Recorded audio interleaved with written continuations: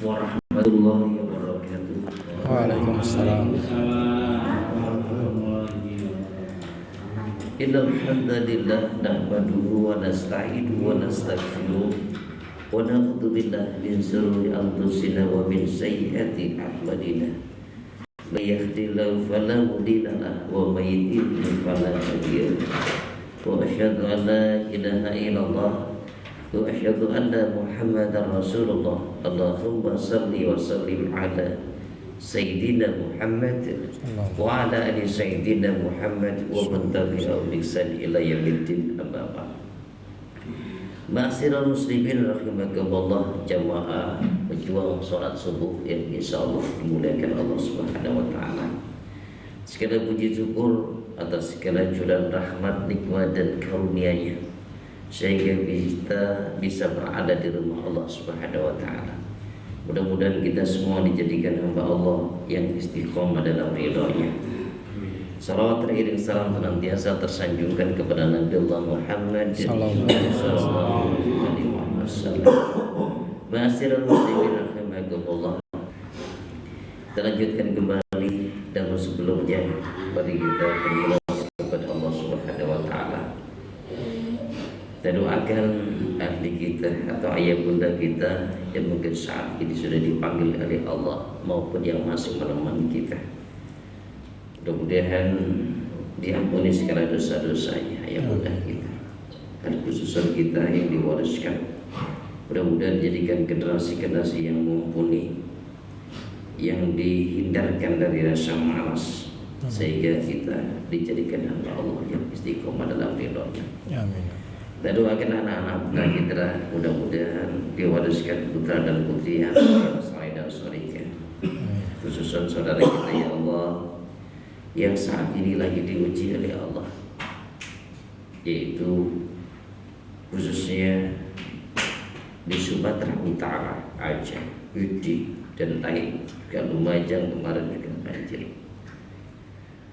Semuanya adalah ujian dari Allah, namun tidak terlepas itu adalah kita harus introspeksi, karena itu adalah salah satu gambaran, salah satu penyebab dari kelalaian juga manusia, sehingga Allah menurunkan yang kayak itu. Saudara kita di Kuala di Palestina, irhamna ya Allah. Mudahkan urusannya dan urusan kami ya Allah. Tolong hagisni ya Allah. Sayyid al-Fatihah. A'udzubillahi minasyaitonir rajim. Bismillahirrahmanirrahim. Alhamdulillah rabbil alamin. Arrahmanir rahim. Maliki yaumiddin. Iyyaka na'budu wa iyyaka nasta'in. Ihdinas siratal mustaqim. Siratal ladzina an'amta 'alaihim ghairil maghdubi 'alaihim waladdallin. Yang mujibah sa'ilin. Ma'asyiral muslimin rahimakumullah, ini masih terhubungan hadis yang terakhir tentang sutra atau pembatas. Ini Abi Hurairah anna Rasulullah SAW qala idza shalla ahadukum falyas'al tilqa'a wajhihi syai'an fa illam yajid falyanshibur asal fa illam yakun khatam subayatuhu mamma bayna yadai akhrajahu Ahmad Majah wa sahih Ibn wa lam yusib ja'a annahu utarriyun wal hasan. Dari Abu Hurairah bahwasanya Rasulullah SAW telah bersabda, apabila seseorang daripada kamu sholat, hendaklah ia taruh di hadapannya sesuatu. Maka jika tidak dapat, hendaklah ia cantumkan. Jika tidak ada, hendaklah ia menggaris satu garisan. Kemudian dari itu tidak akan rusak sholatnya siapa-siapa yang melintas di hadapannya, kecuali di tempat sujud. Masih Rasul dikeluarkan oleh Ahmad Majah dan disahkan dia bunuh ibadah. Dan tidak benar orang yang mengatakan hadis itu hadis muqarib, bahwa ini adalah hadis hasan. Ma'asyiral muslimin rahimakumullah. Keterangan hadis dari yang pertama dipahami dari hadis sutra masuk batas maksudnya di sini bukan pakaian. Yang disebut di sini dan dari lain dan tidak lain adalah bahwa sutra itu wajib ada di hadapan imam dan munfarid yang sholat di tempat buka. Ini kan disahkan berantabu atau lapang, yaitu bukan masjid. Kalau di masjid maka mihrabnya atau temboknya atau batasnya adalah yang dianggap sebagai sutra. Apa itu? Makmum di saf pertama tidak perlu bersutra karena imam itu jadi sutra baginya. Makmum di saf kedua juga tidak perlu karena sutra, karena saf itu pertama jadi sutra bagi pembatas keduanya. Demikian juga saf yang kedua.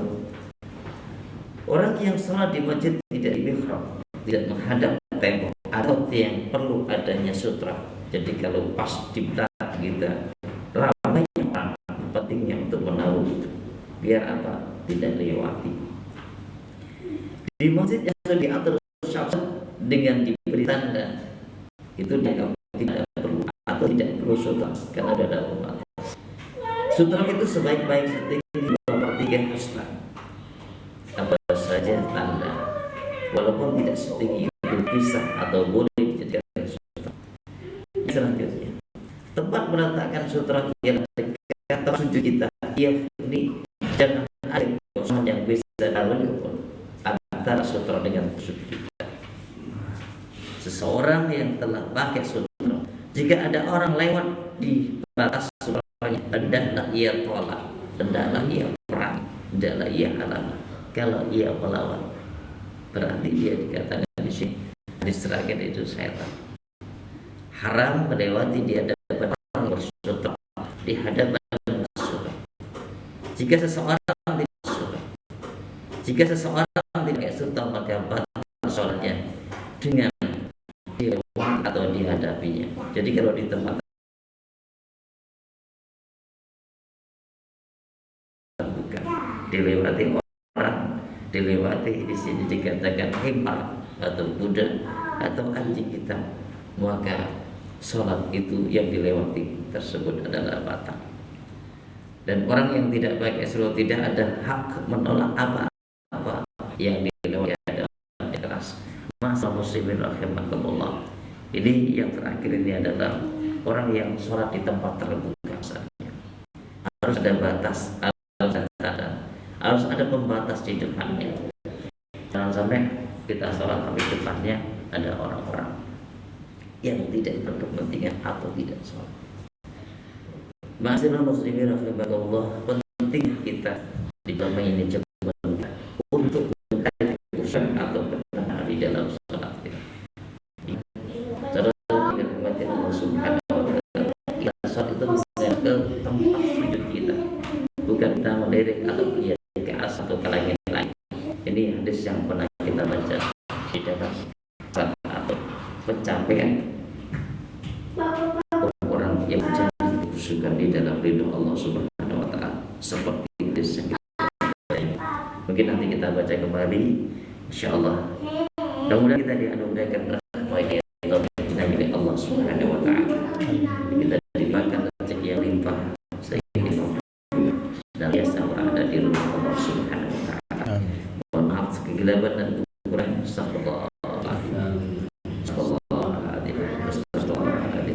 Subhanaka Allahumma wa bihamdika asyhadu an la ilaha illa anta astaghfiruka wa atubu ilaik.